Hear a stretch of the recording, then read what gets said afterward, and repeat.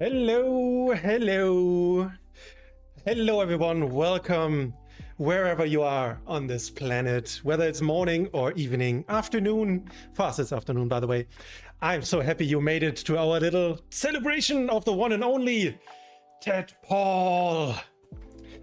Hello, Jamie Raven. Hello, Jaybird. Hello to everyone who is in chat currently watching. I am very happy to be here, finally, on this day. If you know who Ted Paul is already, great, then you're probably already a believer, right?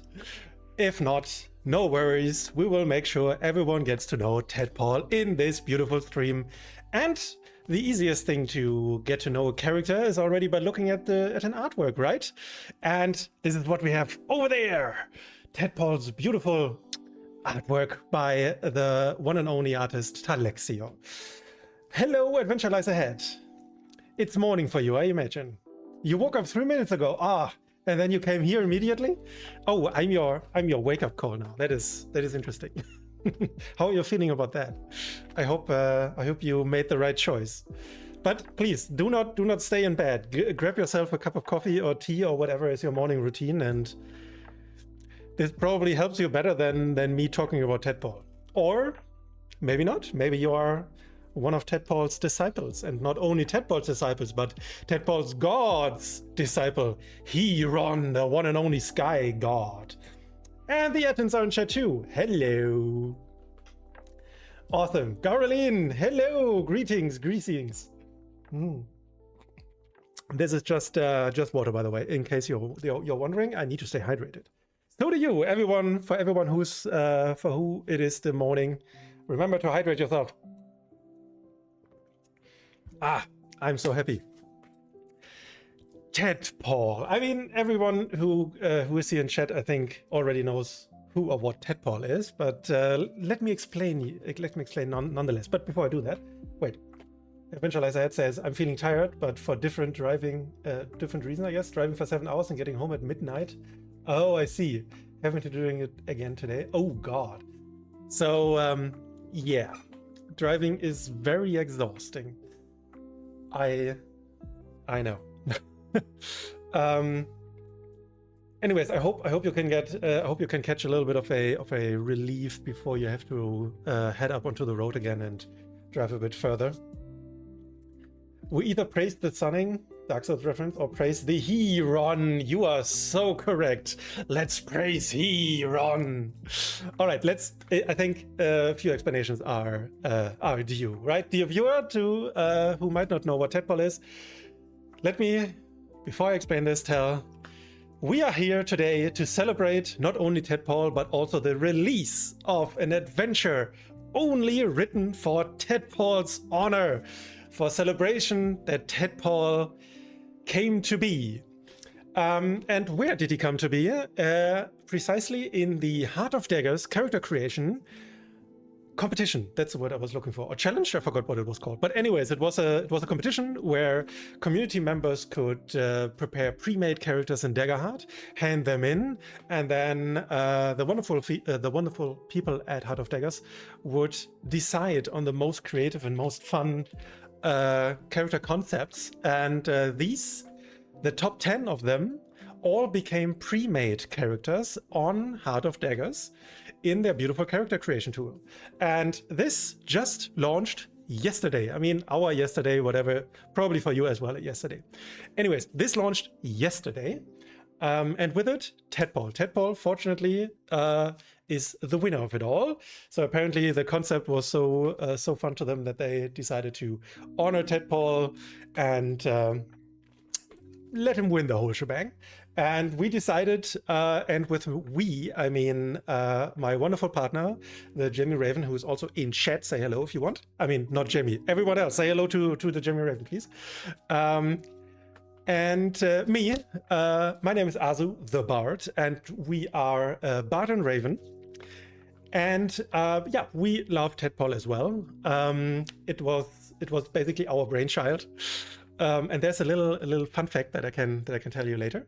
So yeah, we created him, and we were so amazed by the fact that that he actually won, and people like this little dude, that we decided, why not write an adventure for him and just like release it completely for free on HoDOfDaggers.com.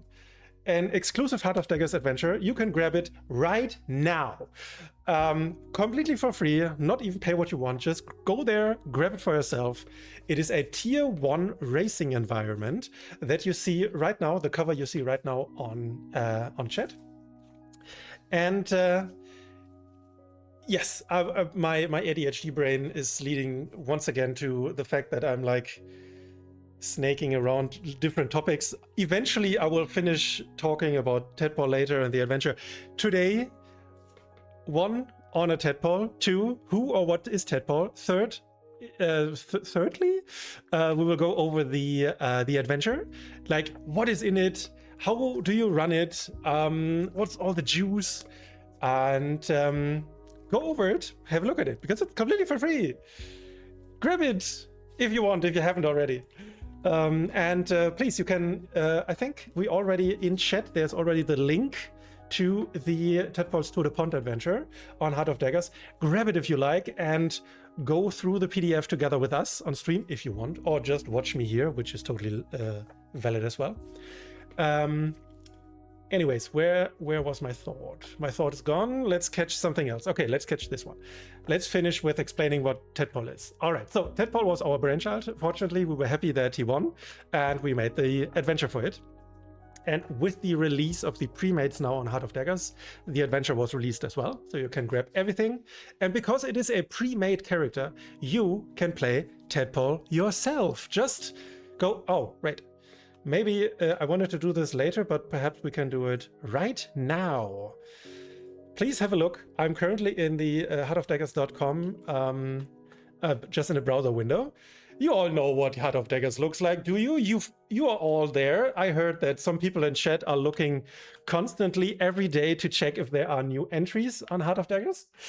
Oh, we just hit 50 downloads on Heart of Daggers. Whoop whoop! Exactly. Thank you everyone who already downloaded it. All right, this is Heart of Daggers. If you don't know it, go there. It's just the best marketplace for third-party content for Daggerheart, and it is completely certified 100% AI free. It's just the best. And the community of Heart of Daggers, also on Discord, we all make sure that we don't leave any breathing room for AI, and we're actively against it. And also, it's not like we're like shitting on people that are hating or that are actually using AI for their work, for their hobby or whatever. It's not like that. We're trying to educate them that for creating homebrew content, or rather third-party Daggerheart content, you don't need AI. There's a beautiful web page. I'm not sure if we have a link for that, Jemmy. If you could look at that, the ttrpgresources.com is a curated web page from Matt from Heart of Daggers and created in collaboration with Nico De Gallo. You can find him, you can find them at it's Nico De Gallo basically everywhere on the internet. They are really great people. Oh, thank you, Jaybirds. This is the link that you can just follow and find lots and lots of resources, completely 100% AI free, for you to just grab and use in your TTRPG endeavors and in your writing endeavors. Artworks all over, like artists that just basically hand out for free their art for you to use in your supplements, or maybe public domain art that is 100 years old, that is still amazing, and that people should be aware of it. Fun fact, last Saturday we made a really cool we had a very cool interview with Hack Shack Games about their newest Kickstarter, The Last Roundtable. And for their cover art, they used a like public domain image from 1894 from a German beer brewery that is using that basically depicts a goat standing on a keg and like tooting a horn. It's just amazing, and they modified this really old picture to use as their cover image. It's just amazing, and this is the stuff you can do at home as well. You don't need if you don't have the money to commission artworks from real artists, then you can use public domain art. And this is what you can find on TTRPG resources. Anyways, we were at Heart of Daggers. And I was to show exactly... Oh, wait. Adventure Life Ahead. Hackshack is 10 out of 10 good people. Yes, exactly. Oh, you did? Oh, amazing. Hackshack on stream. Jay, it's really cool that you're here. I mean, I already told you, but on stream, Hackshack, or John from Hackshack Games, also basically offered us that he could play some games with us of the last roundtable, either online as an actual play or offline, and it's just really amazing. And I want to do this so badly. I want to play this adventure because it's so much fun. But we already had the spotlight of Hackshack, and we want to celebrate Ted Paul today. ADHD brain. Let's go back to Heart of Daggers. Me too. But anyways, I think I wanted to show you exactly where you can find the premates. And that's why we are currently still here on this main page with all of the beautiful artworks in the back that are running through, that are also from Talexior, the beautiful artist that also made the Tadpole artwork. And when you're on this web page, you are immediately greeted by all of these beautiful images. And then you can already find the big button over here, Characters. Then you just click on it, and this is a completely fresh new account, so I don't have any characters in here. But usually, probably if you already know Heart of Daggers and use it extensively, like I'm doing, then you have like a gazillion characters in there already, but I have none. So how do we get characters? Oh, there's a fancy button. There's new characters. Oh, amazing. And what do we have? Immediately, either we go straight to the character creator and create our own character. This is what I want to do at the end of the stream. Perhaps we can play around a bit with it and see if we can build a completely wacky character. But I'm interested in this. And oh, hey, the pre-made characters already has Ted Paul's beautiful image. Isn't this amazing? Just go over here, and you will come to a page where you see all of the pre-made characters. Caroline, you don't have any PCs built in HoD, lots of adversaries and environments. So yes, my homebrew vault is also extremely filled up.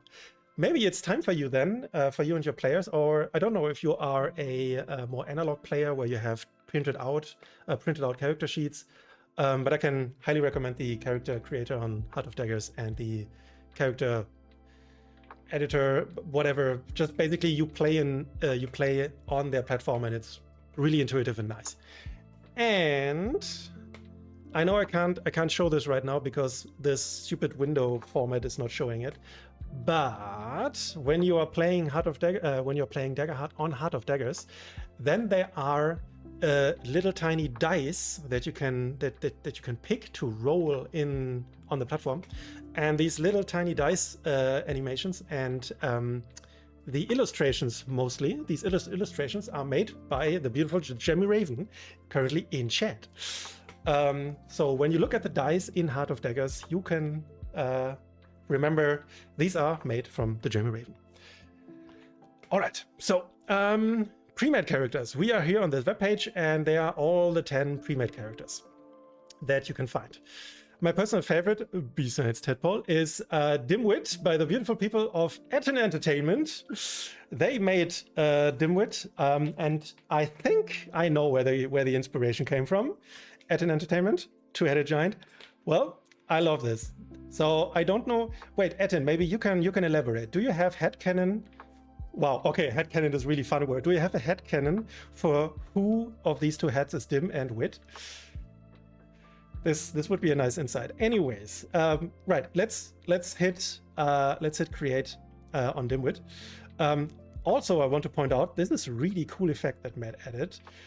This, when you hover over them, they basically pop out of this card. That's a fun little tidbit. Anyways, let's click on Dimwit, and then we get you're Dim. Great. No, I mean, in the character art, do you have an idea of whether the one-headed giant or the one-headed jet is Dim? Jet, what words? Head. Or the two-eyed head words. Anyways, while you're responding, maybe, let's have a look at this character sheet. This is Dimwit, a level 1 giant Richborn warrior. I hope you can see everything. It should be fine. Maybe the quality is not good enough that you see all the little details. One-eyed looks like Wid. All right, makes sense. So then you have all of the information here, and most importantly, the backgrounds and connections. Who taught you to fight, and why did they stay behind when you left home? So basically, these are. This is the beautiful story that Etin made up for Dimwit, which I don't want to spoil right now. So I don't think you will be able to read this. You have to go on Heart of Daggers and create your own Dimwit character and have a look. What is their deal? Anyways. Let's go one back. So, but today's star should be Tadpole. But I highly recommend checking out all of the other pre-made characters because they won for a reason. They are really, really amazing characters. And perhaps to stay for a minute on here as well. Some of you might know that there is an rather new actual play out there called The Dice Rolleth, TDR, with folks like Nico de Gallo, Alan, Red, also Jay and me and Sexy Man, and Monk, and Mike Underwood has been in one episode as well. It's really fun. And the next AP will be exactly this adventure that we're about to go over, Tadpole's Tour de Pont. And the other two characters are also pre-made characters, and I already can give you a little tease. We will see Goldie, the Syndicate Rogue Clank, in it, and Goldie, by the way, is a what is it? Like I forgot the word. Like these carved figures that are sitting directly at the nose of the ship.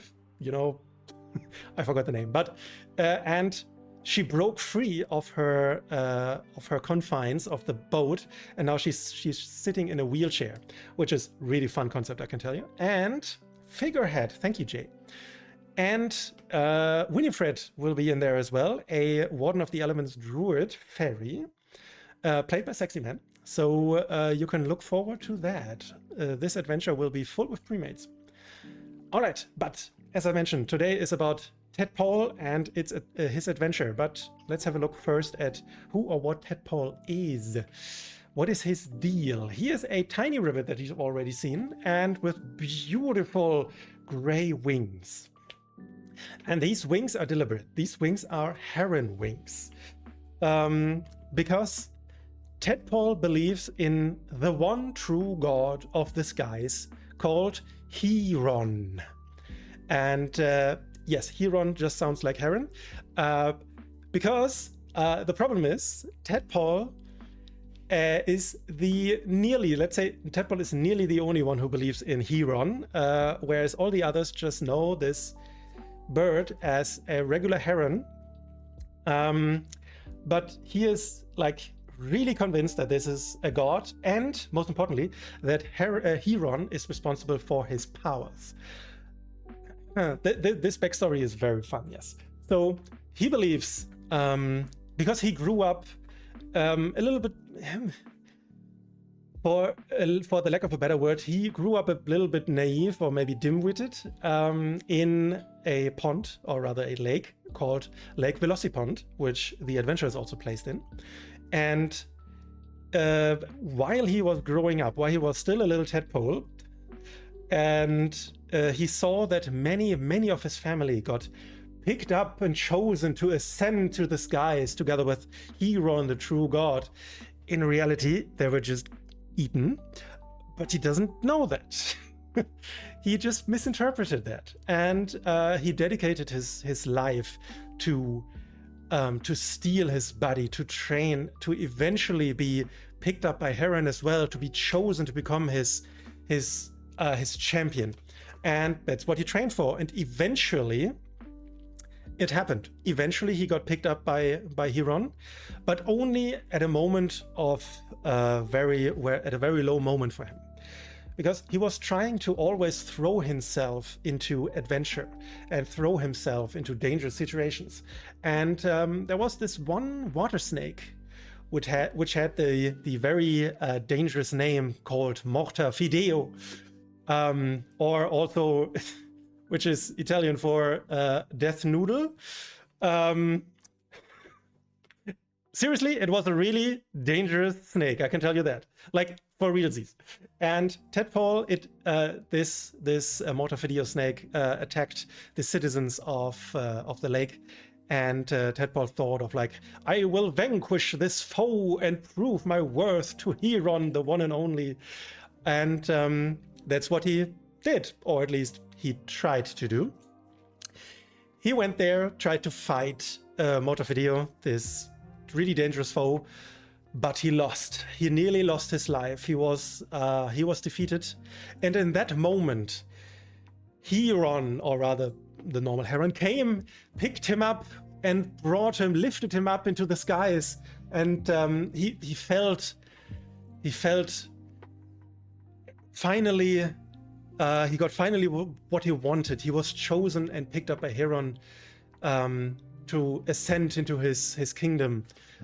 And in this moment, when the Heron was basically trying to chew on him and eat him up, his skin hardened. He grew wings, and he knew that magic was flowing through him and empowering him.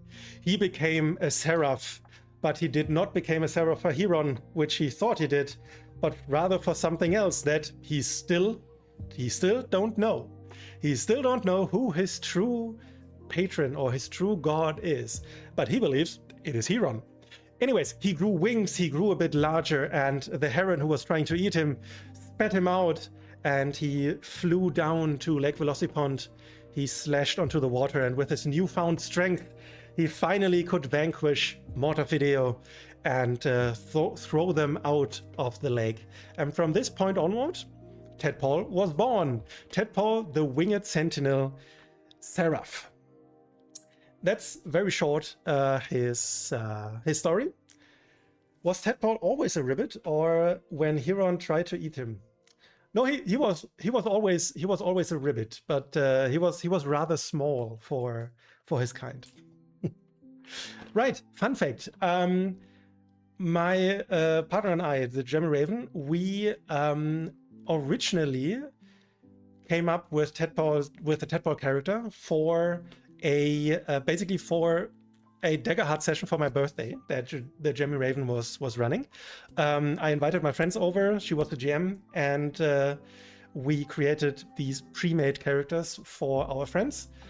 And this is where the sadness starts, because none of my friends picked Tadpole. All of the others got picked, but we added one more character just to have a bit of options, more options for them. But Tadpole wasn't picked, and then we played with exactly these two pre-mates at some conventions where we also played Daggerheart and offered them up to the players. And never ever was Tadpole chosen as a playable character by any of these players, and we were always so sad because we loved Tadpole so much, which made it just so much nicer and so much more of a joy to us when we saw that Tadpole won the character creation competition.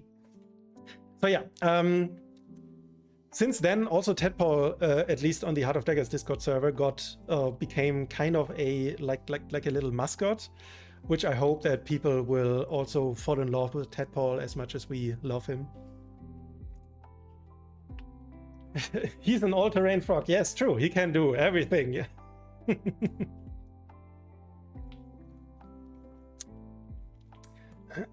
Who the fuck are you playing with that doesn't pick a playable frog? That is the correct question, dear Etin. Apparently the wrong friends. But yeah. Well, we can change that now. We all can change that. Please all go now to the character creator on Heart of Daggers and just click create Tadpole, so that hopefully Matt can see that Tadpole is loved and picked by so many people. That would be amazing. Thank you. We are not getting any, no worries, we're not getting any whatever money for this when Tadpole is played. This was solely like honors based. Right. No, wait. We did get a reward. We got a pre-order for the new Hope and Fear book that is coming out.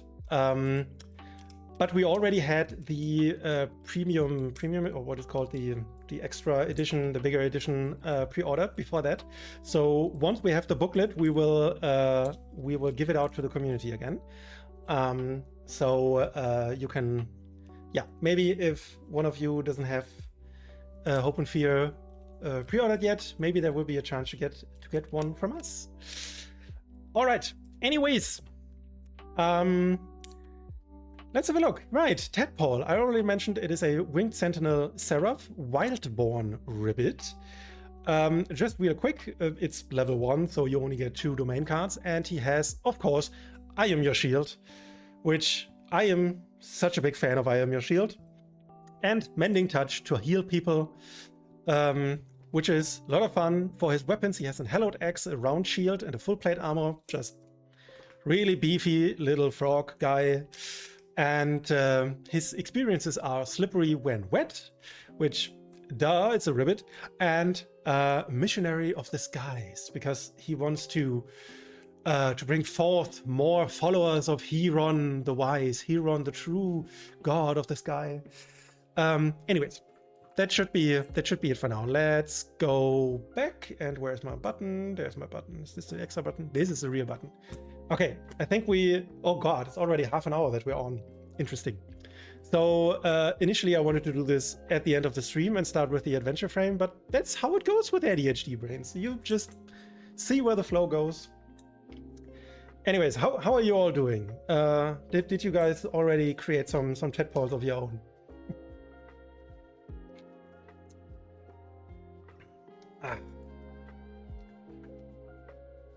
Etin said also earlier, trying to picture them fighting the snake as a regular documentary, and then magic happened. Yes.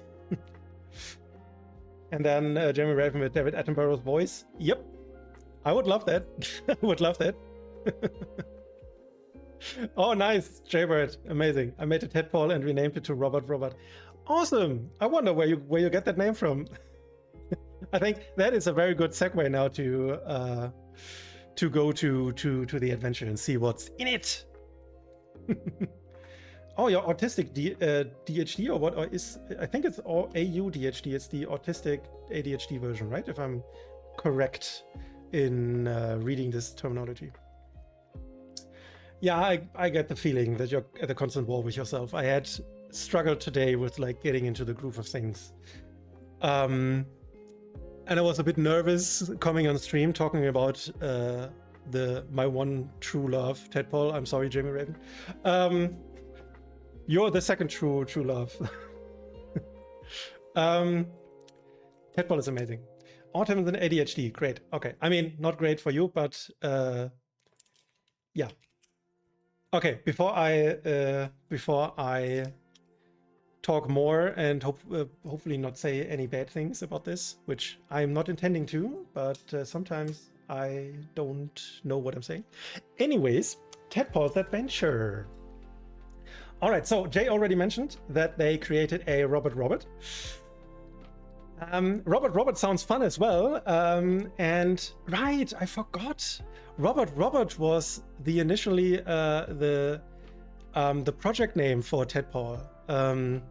Before we decided that Tadpole was its final name, we had the idea floating around that Robert could also be his name, just because of this beautiful like Robert ribbit. I love this. I love saying this out loud. Robert. Okay, but there is also a Robert in the adventure, which we will go. Let's do this now. Okay, let's do this now. All right, so you've all been staring at this beautiful artwork already. This is a cover drawn by our very own, the Jamie Raven. She is by trade initially a lettering artist, but her forte are not just letterings, but just all kinds of beautiful illustrations. And I'm just in love with this to the point, with this whole lettering of these letters that look like encased flowy water with water bubbles in it. It's really cool, I must say. And as you can see, there's also like something going on over here, which maybe I can zoom in. Yes. There's a little animal that is pulling a boat. That wait, can I? No, I want to show the ribbons. I want to show the ribbons. Anyways, there are tiny little ribbons with weapons in it, which you might not see immediately when you look at the cover, but it's a really beautiful detail. Just like these tiny weird ribbons with their glowy weapons. I love this so much, and their Nessie monster that is pulling their boat in this race, which is like the Tour de Pont is a race, an aquatic race. If you have not Plesiosaurus, yeah, this could be, yeah. I initially, like internally, we call it just Nessie. Yes. And of course, what we also need is a heron flying over the pond. And there's also something down here. Sorry. There's also something down here. There's something in the water. If there are some Guild Wars 2 people out there who know where this is from. And there indeed is something in the water. This is, I already called it out earlier, this is Morta Fideo. Potentially the end boss of this adventure, but not necessarily.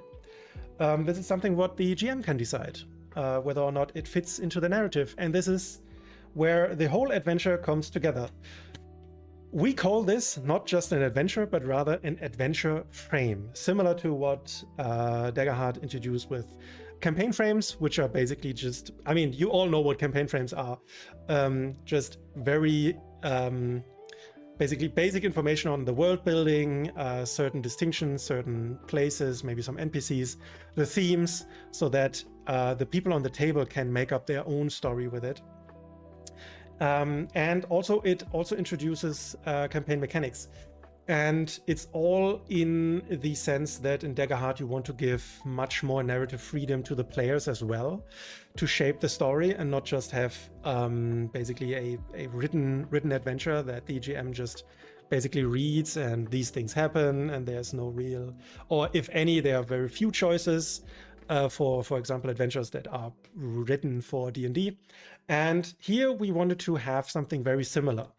This adventure, when it all boils down to, is just some tiny world building of like who is Tadpole, what is this race, what would be his motivation and his friend's motivation to join the adventure or to join the race.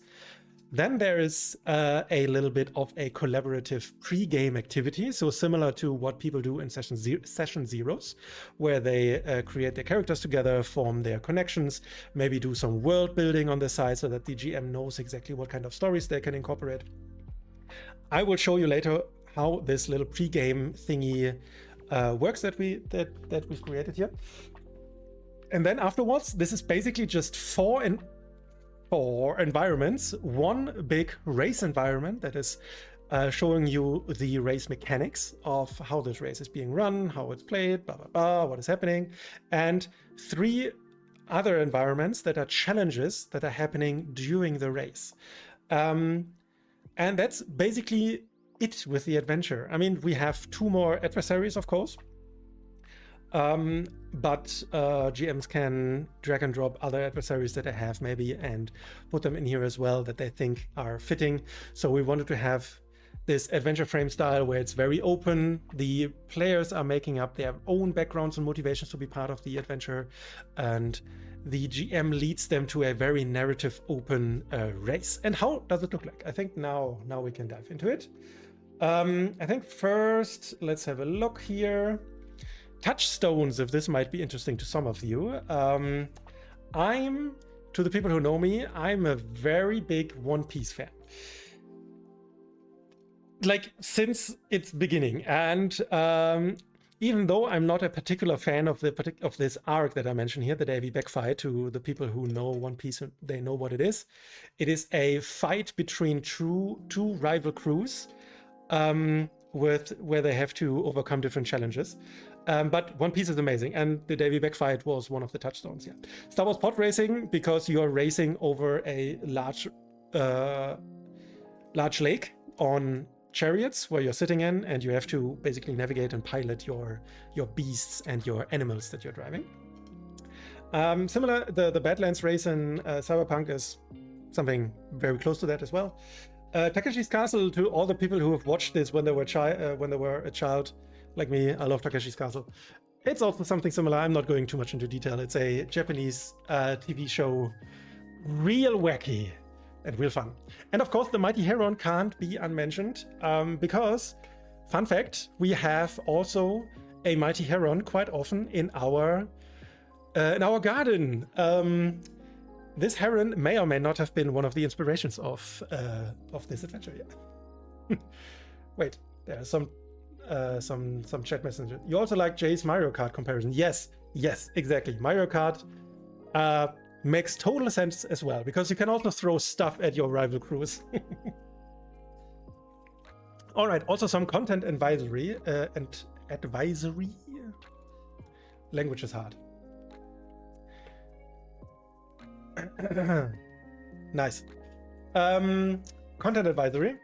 Because we're playing in an aquatic environment, there's deep water involved, of course, drowning potentially, not necessarily.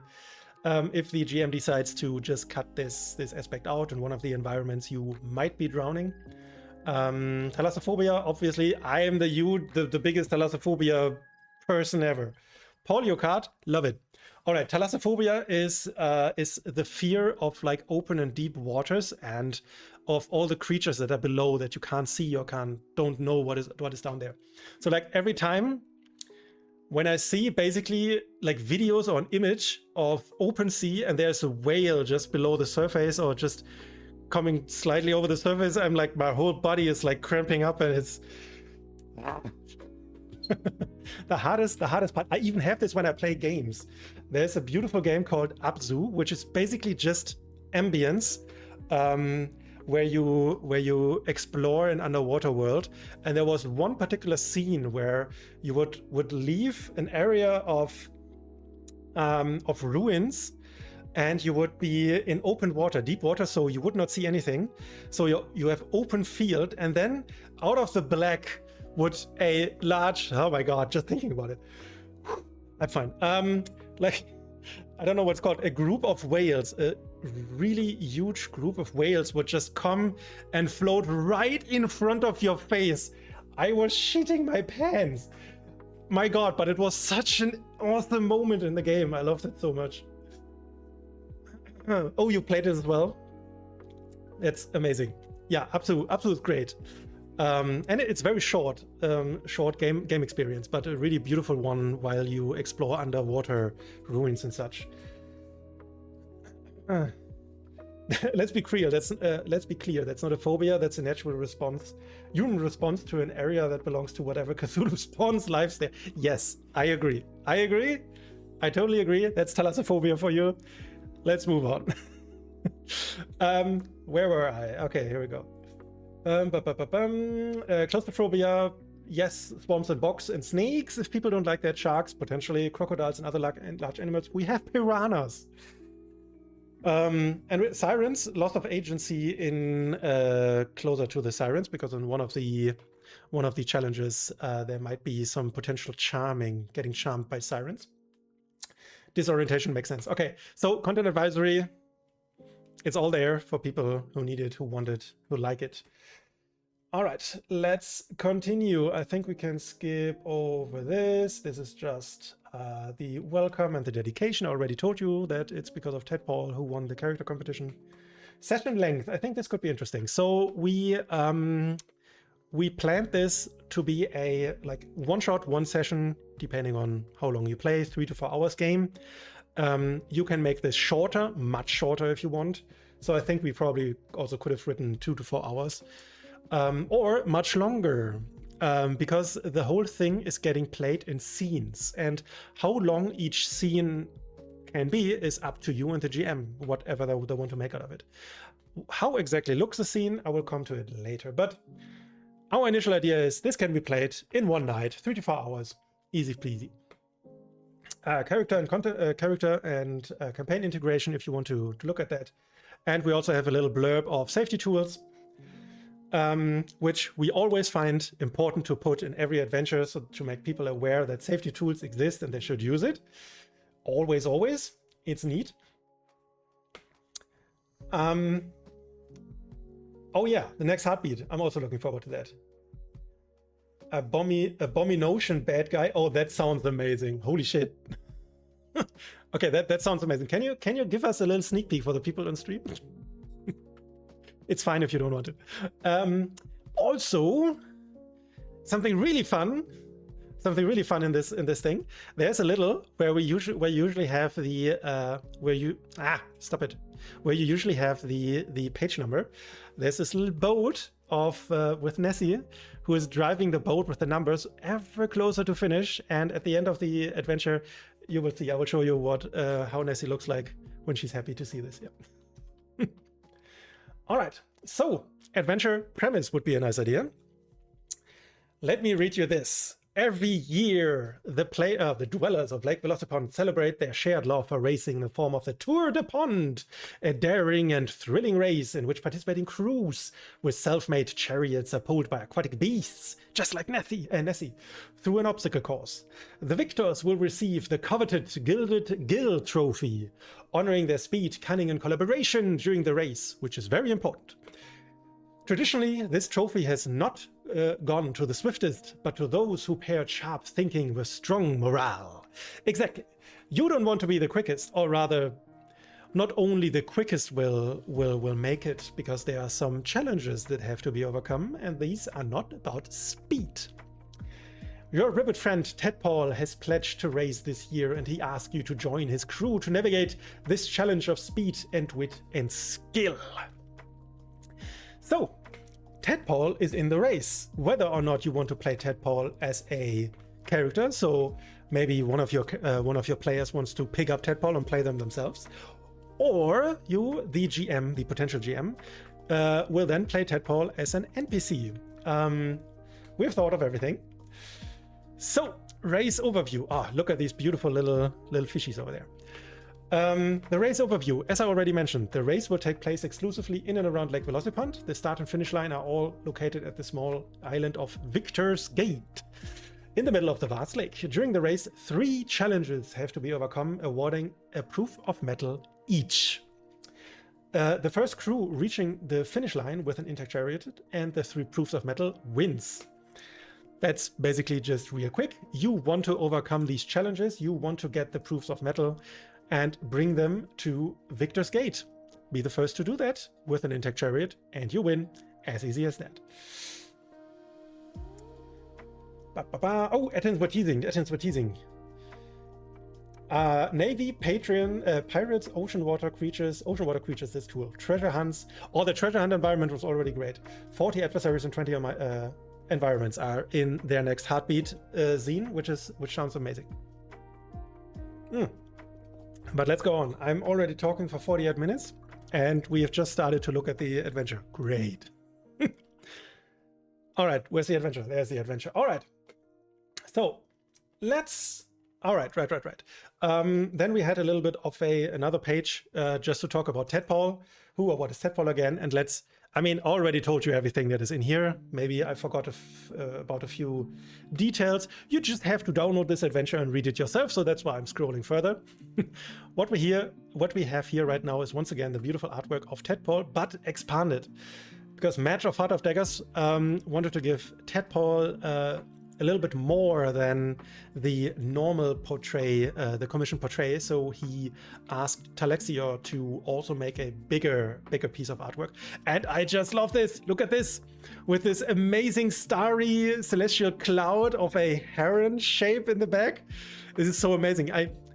In my head, only Ted Paul sees this as a heron, and for everyone else, this is maybe a snake or whatever, but he is such a strong believer that it's just like Heron all the way everywhere. Anyways, I love this image. It's such a treat, and it was also so nice of Matt to give us access to add these artworks into the adventure. All right. there's the little Nessie making its way all over to the finish line. All right, now we are at the Pregame Collaboration. Are there some people who have played perhaps the wonderful co-op game It Takes Two? Which is amazing, because since then, the word collaboration, every time when I see collaboration, like immediately it spins into my head to collaboration from this amazing book that is a narrator and an NPC, or rather a character in this game. It's a lot of fun. Anyways, so many fun facts today for me. Wow. Pre-game collab. That is something, as I mentioned, similar to a session 0, where the players and the GM have to do a little bit of world building in the beginning. And what does this entail? This entails the following. 2 things. Build your crew, very first. They have to pick a chariot type, because you have a few different chariot options that you can choose from, with all come with different features, different hull points, which are basically HP of your chariot, which you don't want the hull points to fall down or to run out, which makes sense, because otherwise your chariot goes off. So build your crew, pick your chariot, pick a beast, and then pick a crew name. Then the second point would be make it personal. I already mentioned that we offered a few options and suggestions for player motivations and background ideas. Why are they in the race? What could be also Tadpole's motivation? And there I must shout out immediately the Ettins. Thank you so much, Ettins, that you gave me the inspiration to do that, because I don't remember in where you did this, but you did this as well with character options. Maybe you did this in your Dino Race. Feel free to tag your Dino Race adventure in chat. But anyways, I got the idea, and I think it's lovely. It's amazing. So the players and Tadpole have to decide on some motivations to give them roleplay cues and prompts to work with it. And then lastly, build your rivals. This is the most fun, at least in my opinion, because you are building 3 different rival crews that you are getting up against then in the game. So let's have a look here. First, there's another beautiful little illustrations of the Corleone family. What could they be? We don't know. Let's see later. I have to have a look into the chat. Jay, you love the chariots. Super fast and easy. I'm happy to hear that. By the way, I already teased earlier that there will be an actual play on the Dice Rollers YouTube channel. And our GM will be the beautiful Jaybird Things. All right. So let's continue. Choosing a chariot type. There are five different chariot types that you can choose from, and they range from 3 hull points, which is rather low, but to 7 hull points, which is great. But let's see, how does it work? So let's have a look at the features. I hope you can read them. Let me know if you can't. Maybe I can zoom in a bit more. No, then it's getting cut off. So hopefully you can read. Otherwise, I will read it up for you anyways. So we have a swift chariot, which has the feature Lucky. And before I tell you what the feature Lucky is, let me tell you once again how this race is going to get played. It's played in scenes, and in each scene, the player crew is rolling a hope die, just a single hope die, and is looking at the result.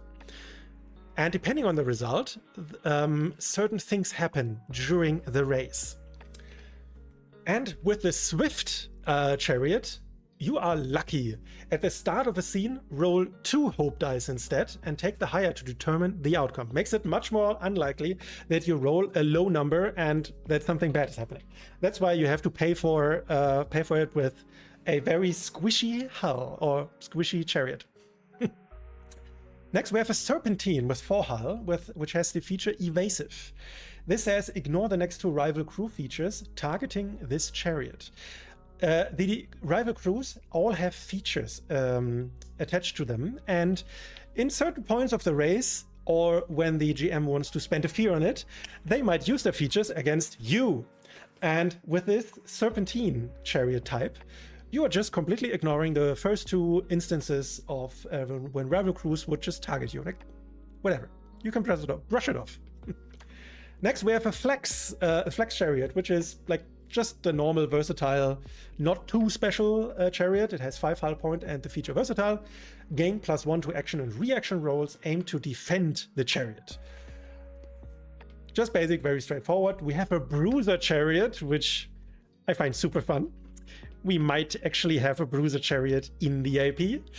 What does it do? It has 6 hull and the slam feature, which reads mark 1 hull immediately on you to ram into another chariot, causing it to mark 2 hull.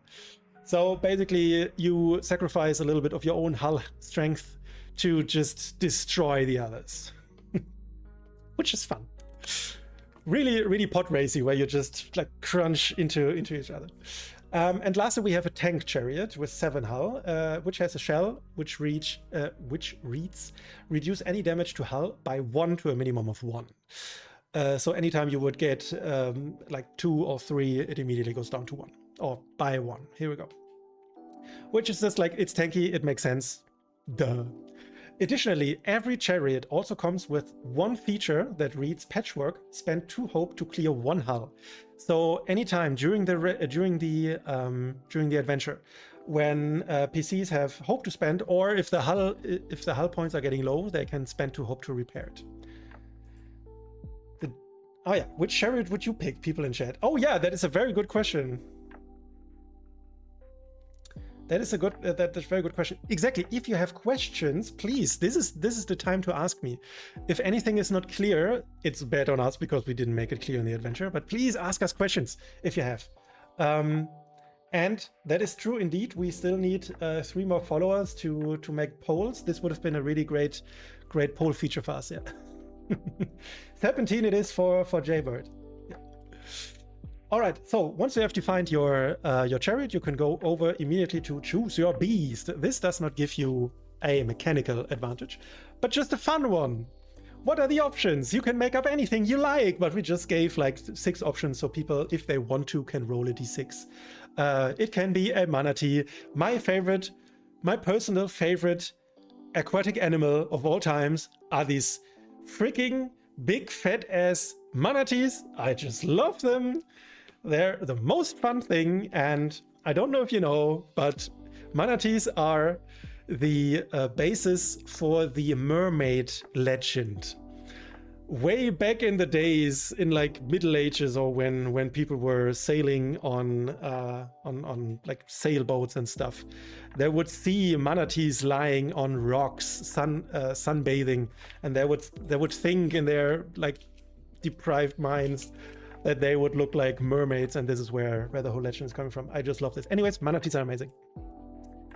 We have dolphins, we have an orca. Fun thing, Council of Capybaras. Capybaras are great as well. We have a kelpie, which is a I think it's a mythological. It's definitely not a real creature. A mythological horse fish hybrid animal thing, if I remember correctly. If someone knows, and just a plain old water elemental, which sounds very boring in this amazing list of cool things. Water elemental sounds boring. I just realized I should have written something else. Anyways, do you have ideas for fun other beasts or monsters that could be a beast for this race? Please let us know. Did I miss something? The Curious Kelpie, hello. That is awesome. I'm happy that you found this inspiring to say something. Amazing. Kelpie is not boring. No. I didn't say Kelpie is boring. I said water elemental is boring. Like in the list of these cool animals, then just have a water elemental. That's what I meant. Or Kraken would have been great as well. Yes, Kraken would have been great. Anyways. Wait, manatees are your state's mascots? Seriously? They are? Wait, where are you living? I have to look this up. Do you also have them on like an emblem or something? That sounds amazing.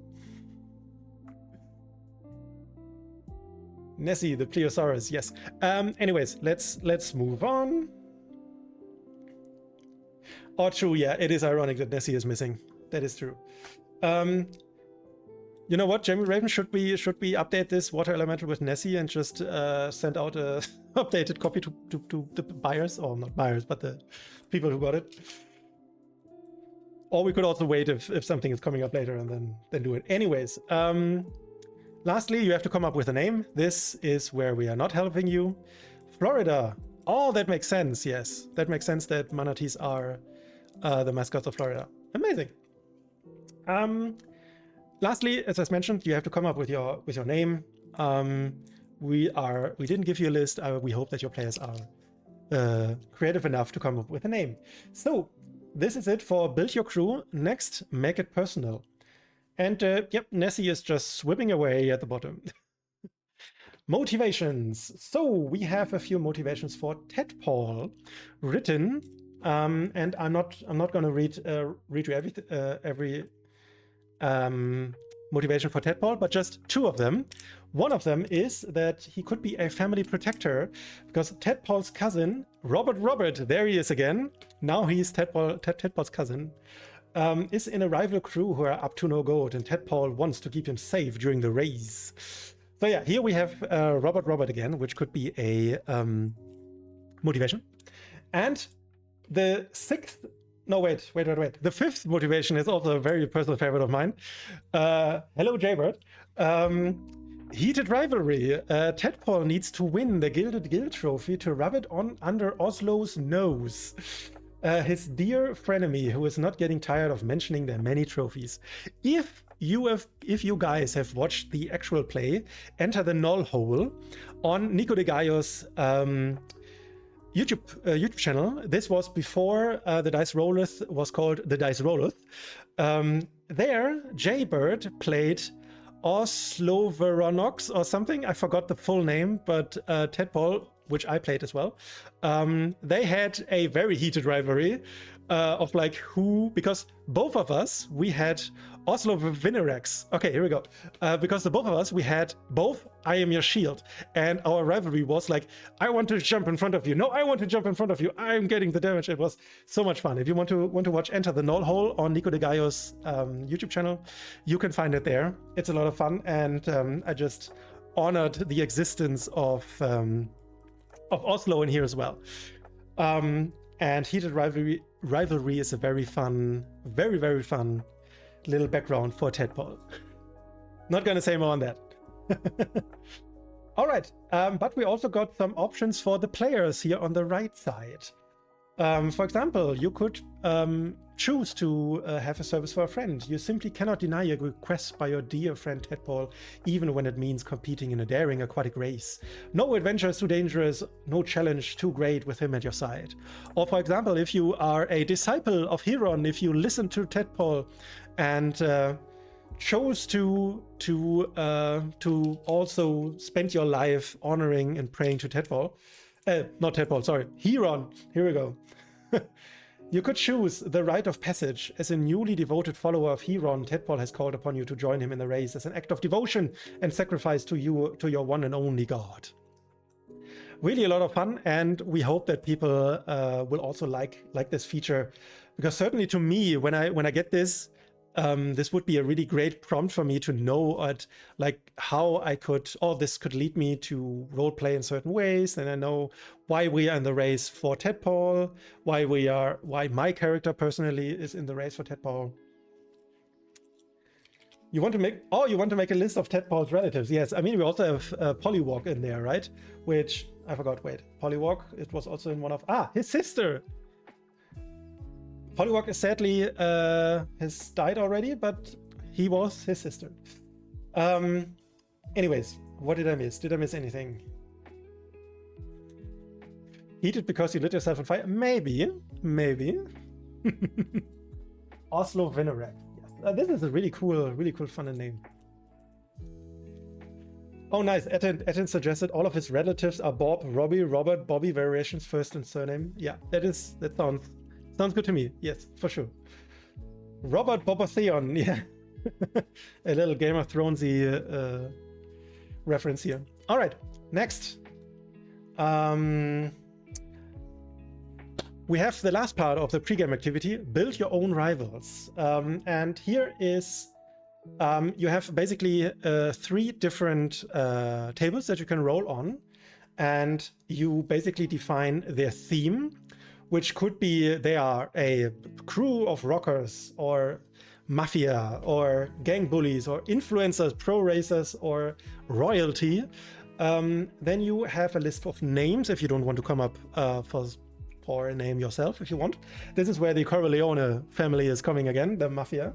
And a beast that you can roll on or not, whatever. You can choose either you roll on this list for your rivals or you come up with your own ideas for the rivals. This is totally fine. The only thing that that we are rather handing to the players and to the GM are the rival crew features.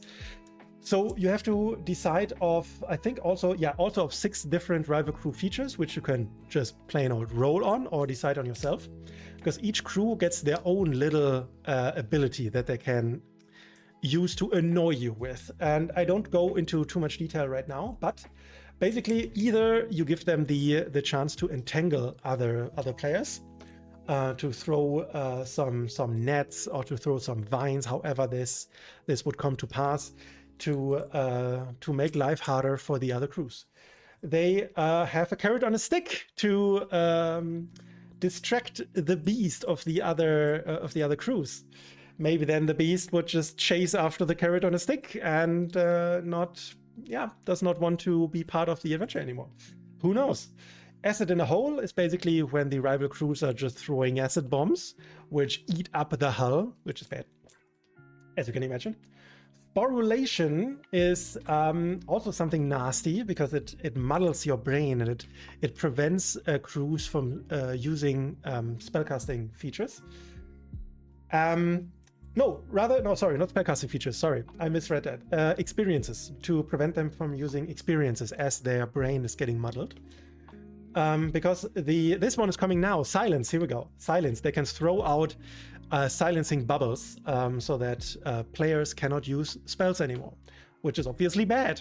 And it's a little bit flavor-wise, if a character doesn't have a spellcasting trait, they are just mute, so they can't talk anymore, which I think is fun as well.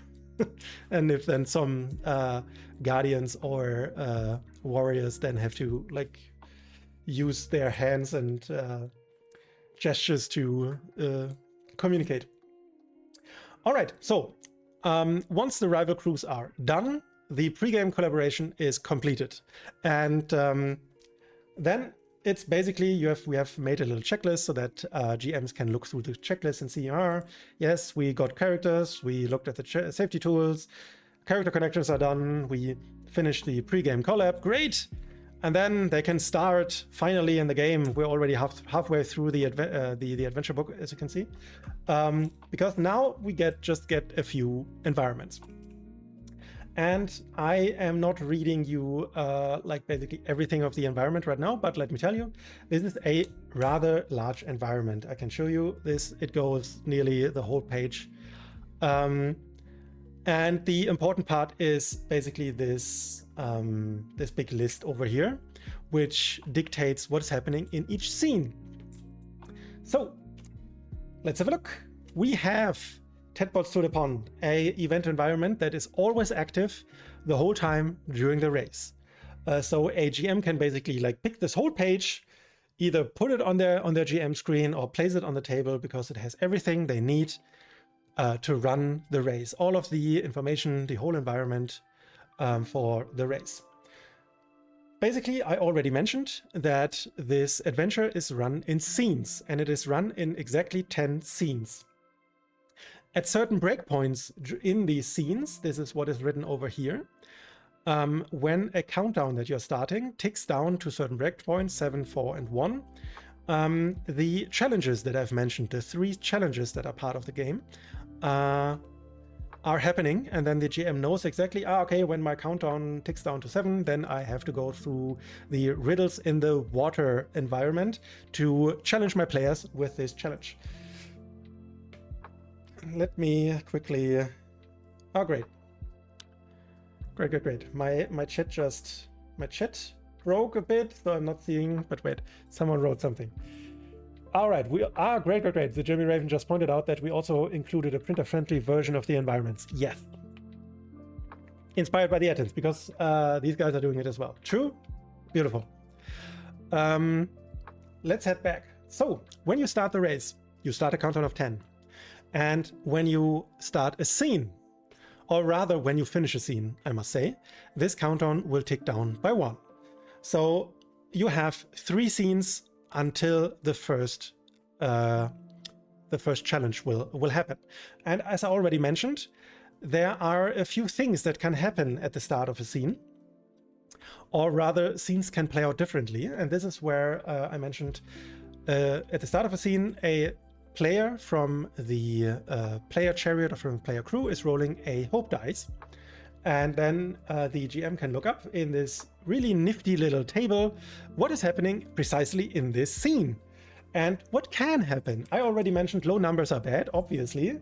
For example, a low number could mean that your chariot or your beast runs into unexpected trouble, inflicting heavy damage. Immediately mark 2 hull, which is obviously bad. But this is just a prompt that the GM and the players can use to explain and narrate what is happening in the scene. On the other side of the coin, we have 12, which is great. For example, an unexpected boon causes you to gain extra speed.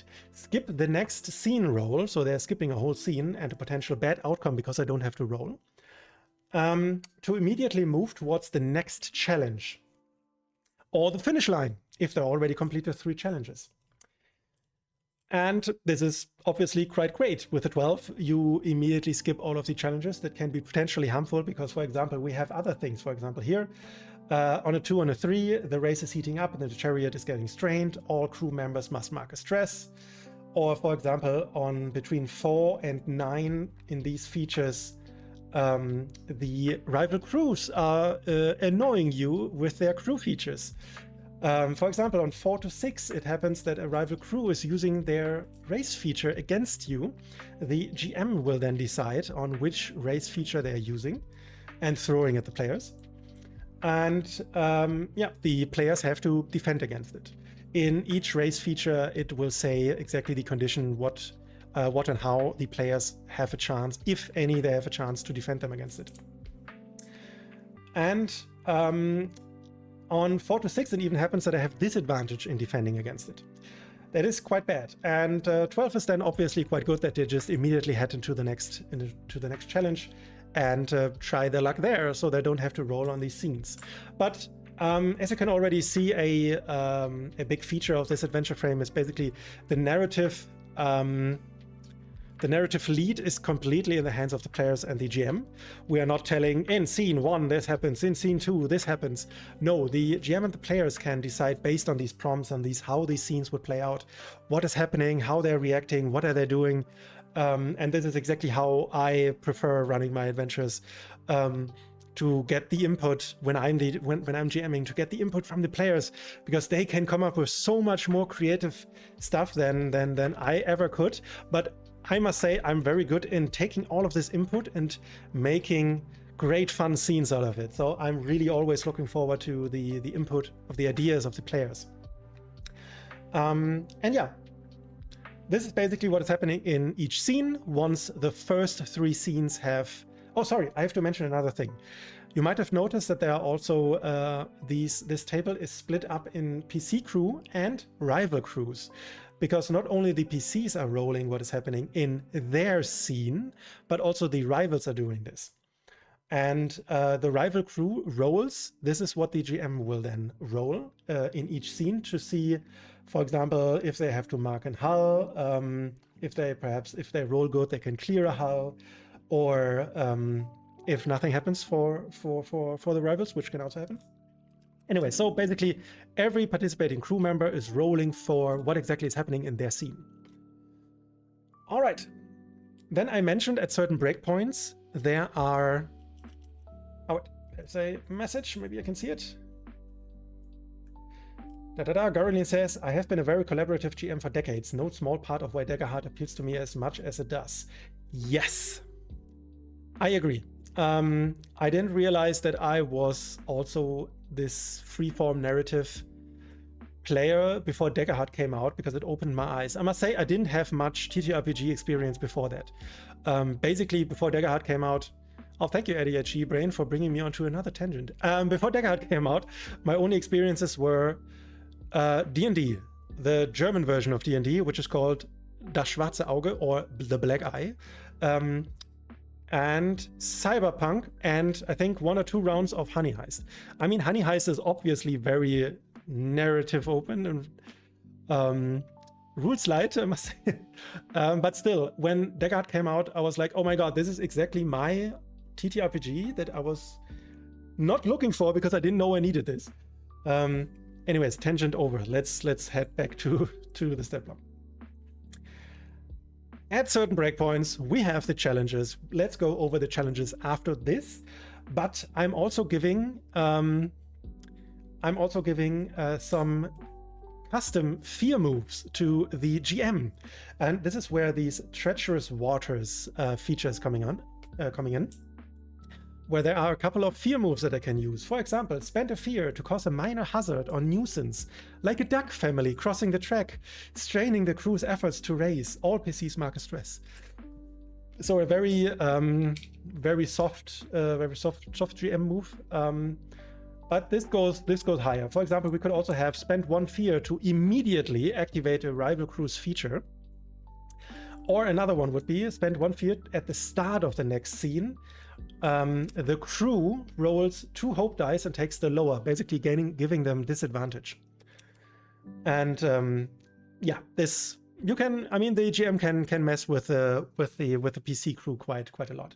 For example, we could also have a feature which I really love to heat up the stakes or the difficulty of the battle. You can spend 2 fear to increase the difficulty of the race by 1d2. I love this so much. If you know How's My Driving, if you've seen the recent AP by the Panic Table and Dungeon Club, if you have not, please go. It's amazing. It's a horror slasher AP actual play. It's beautiful. How's My Driving is a Daggerheart hack where constantly the difficulty rises.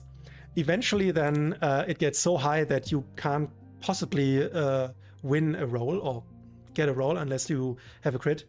And this is where the stakes are getting higher, is coming in, like the horror aspect of it. I don't want this to be a horror game. I want this to be able to finish, but I still like the idea of like increasing the stakes and getting the difficulty of the whole adventure higher, because we start at a 12, so immediately by spending 2 fear, you could increase this to a 14, which for tier 1 already is a challenge. Anyways, I also have rather bigger fear moves where the GM can spend 3 hope to cause a major hazard with a breach in the hull, for example, or other kind of very strong problems, very big problems, with a consequence countdown that requires immediate attention by the crew or fear of failing the race. If the GM ever decides that the race is not thrilling enough, just make a breach in the hull. Anyways, what did I miss in the chat? Goralin, you have been in TTRPG gaming since 1984. You have played a lot of different games. I hope to get there as well. I think I only started my I must say, like, full-time TTRPG time career in COVID, so I'm very young in this regard. And yes, Honey Heist is great. If you don't know it, it's for free. Get it. It's beautiful. Perhaps I always wanted to run a Honey Heist game for the Heart of Daggers community. Maybe eventually I will get there. Anyways, let's go back. Lastly on this feature, lastly on this stat block, environment, that's what I was looking for, is another feature called Saving Grace. Once the progress countdown ticks down to 0, meaning all of the challenges have been overcome and the last scene have been played, so the players have crossed the finish line, there's the option for the GM to summon Morta Fideo, which is the last final boss. It's a solo adversary if they want to use it, but they don't have to. They don't have to. If they decide that their race was already thrilling enough and the final push, the final finish, the last scene was cinematic, then you don't need mortar video. This is just an optional feature for people to throw stuff at them, because up until this point there's very little fighting, maybe a little bit when people choose to use the feral piranha feature to summon some piranhas. But yes, this is just an option for the GM to throw in. And I just like to give like optional options for the GM. They don't have to use it. Yeah, wait, it's whatever. It's just great. Let's continue. I feel like that my voice is getting tired soon, but we're nearly done, I promise. All right, let's have a quick look at the challenges. I'm not going over every challenge in detail, but just real quick, what are the challenges about? The first challenge I already mentioned, riddles in the water. And this is basically, just real quick, a very large creature in, here I've written a large hippocampus, is the guardian of this environment.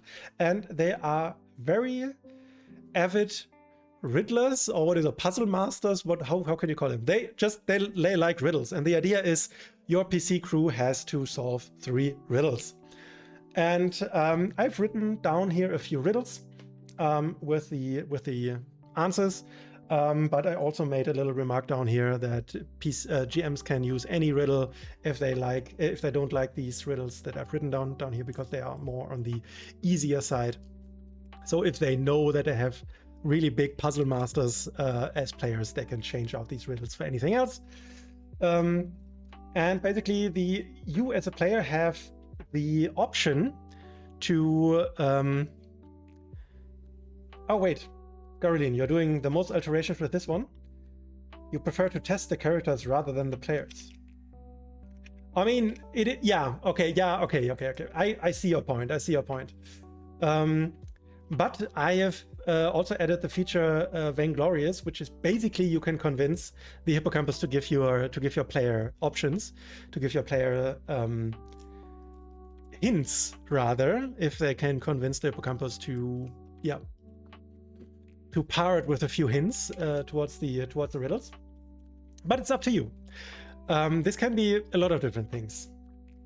So the second challenge is Finders Keepers, which is a fun little adventure as well.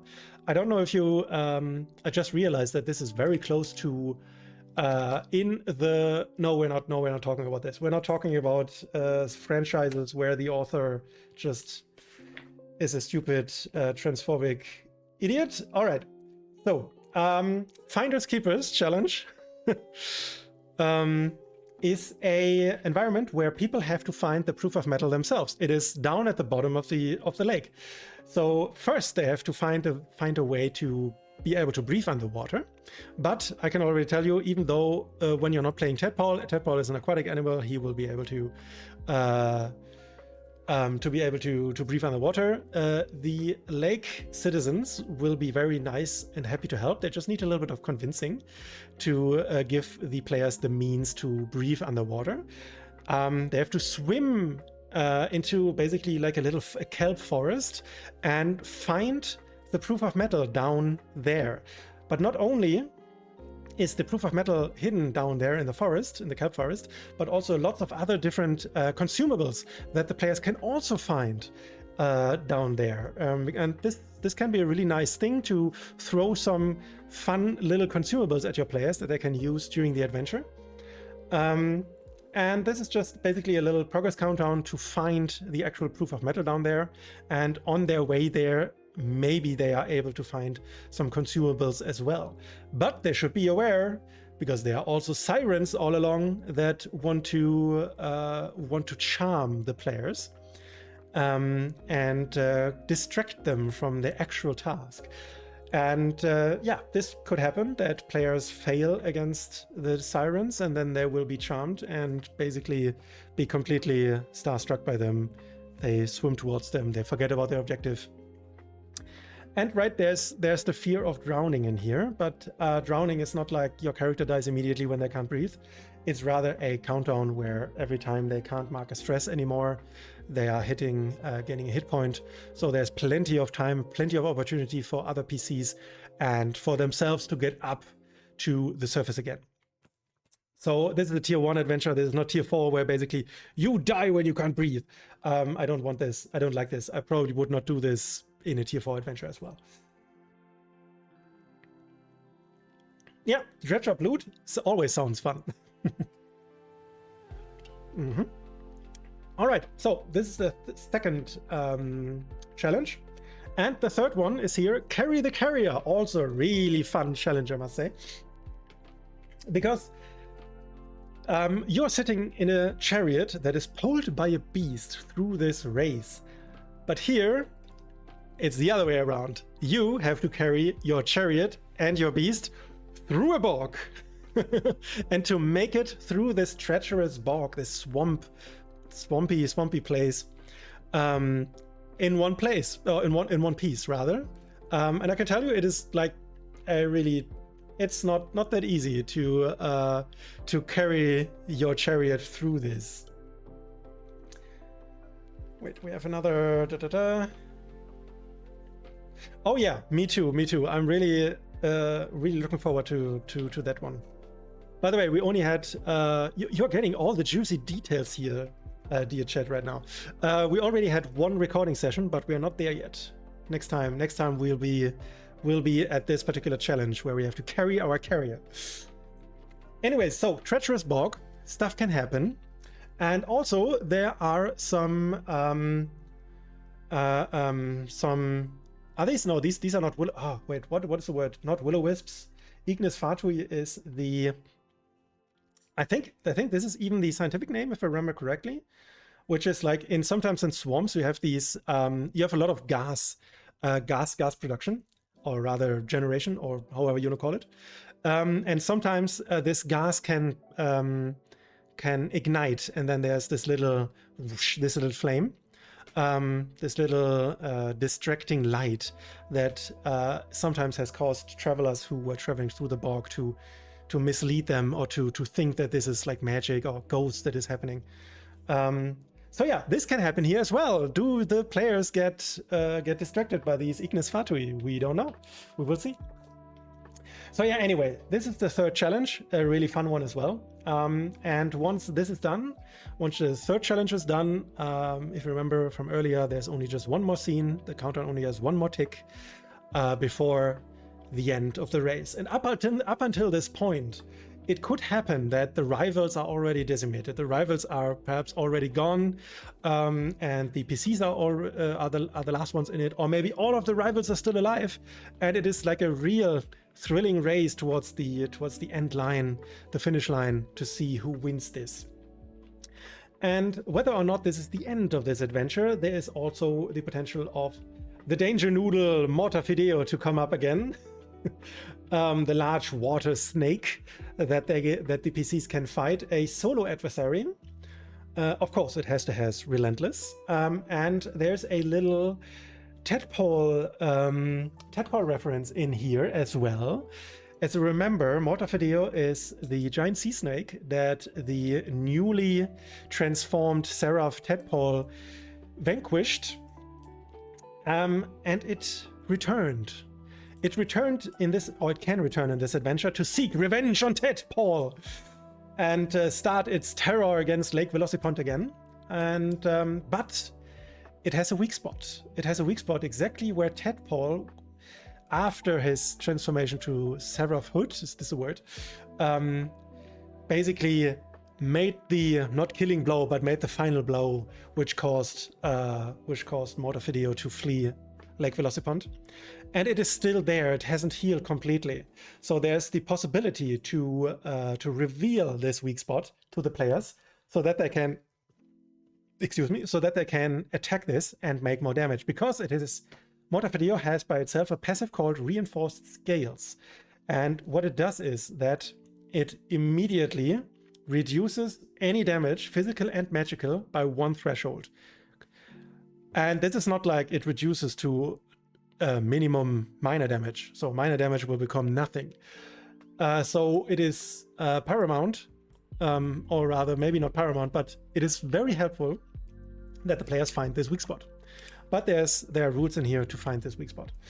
of course, a big snake also has to have an attack to squeeze people, just as always. So that's why it has this this feature squeeze. And it also has another action called rock the boat. Because as I mentioned, one of the requirements to finish the To the Pond race is that you have to cross the finish line with an intact chariot. But Mortar doesn't like your chariot, so let's rock that boat. The Danger Noodle will try to destroy the boat for sure. Anyways, this is the solo Mortar video. Just real quick, there's also the possibility for the people to, or for the players to face Feral Piranhas, which is a horde, a tier 1 horde. They have just like the normal horde feature where once you deplete the numbers, once you mark half or more of their HP, their standard damage is getting lower. But initially, these piranhas are also very upset with the chariots, so they have a feature Sync Them, where they can immediately start nibbling on the hulls of the chariots and also causing them to immediately mark hull, which is bad, obviously. But also fun little tidbit. The Feral Piranhas have also a feature called Birds, because they are very afraid of birds. So don't tell this to your players, but it's very easy to shoo them away by just maybe a druid transform into a bird, or Tadpole calling out for Heron, and they will arrive. Anyways, to all the people who might already have seen it, our little Nessie down here has also finished her finish line. The banner is broken. This is the end of the adventure, and this is basically it. This is it. This is everything now what is in Tadpole's To the Pond adventure. We have a last page, just like a little thank you note. And this is which I will leave you with. Thank you so much, everyone, that you came today to this stream. And now we can see Nessie as well. This is amazing. Because this was the first of its kind, the first stream celebration that we did for one of our supplements. Just because Tadpole was so special, and we could talk not only about Tadpole's adventure, but also about the character creator and the pre-made characters that are all now on Heart of Daggers that you definitely should try out. And yeah, basically, did I miss anything? Are there any more questions to the adventure that you would like to ask? This is now your chance to ask questions to the adventure if you like. If not, you can always reach out to us, Bart and Raven, either on the Heart of Daggers Discord, or you can, if you like, we are doing also other things than just publishing supplements and making cool art. At least this is in the case of the German Raven. We are also having a free to join Patreon now since 2 weeks, 3 weeks or so. So completely free to join. You don't have to pay anything, and then you get all of the juicy behind the scenes things from us. And also every week at least we are posting a piece of homebrew, or rather probably multiple pieces of homebrew that I am creating for every week's weekly homebrew design challenge that I'm hosting on Reddit and Heart of Daggers, the Heart of Daggers Discord. And I will, or we will post all of these editions always on Patreon as well, so that people can immediately download it and look it up. And also, we just released a creator spotlight. The second creator spotlight video that we did with Hackshack, I already talked about this earlier. The video is on YouTube, on Patreon. And the first creator spotlight we did was with the beautiful people of Etin Entertainment. Hello, Etins. And thank you for telling us we did a great job. We're happy about that. We did a creator spotlight, the very first one with the Etins, which is also on our YouTube and Patreon, which you can find, where we talk to them about their background and about Heartbeat and their newest Heartbeat zine, which was so much fun. Anyways, thank you, Jimmy Raven, for posting the link to the Bart and Raven Patreon. And I think that's it. Please, Jeremy Raven, remind me. Did I wanted to say anything more? Did I forget anything? I forgot. Oh yeah, there are all the spotlights. There's already a playlist. Awesome. The Jeremy Raven is amazing. That's all. Perfect. I got the okay from her that I can finish this. Nice.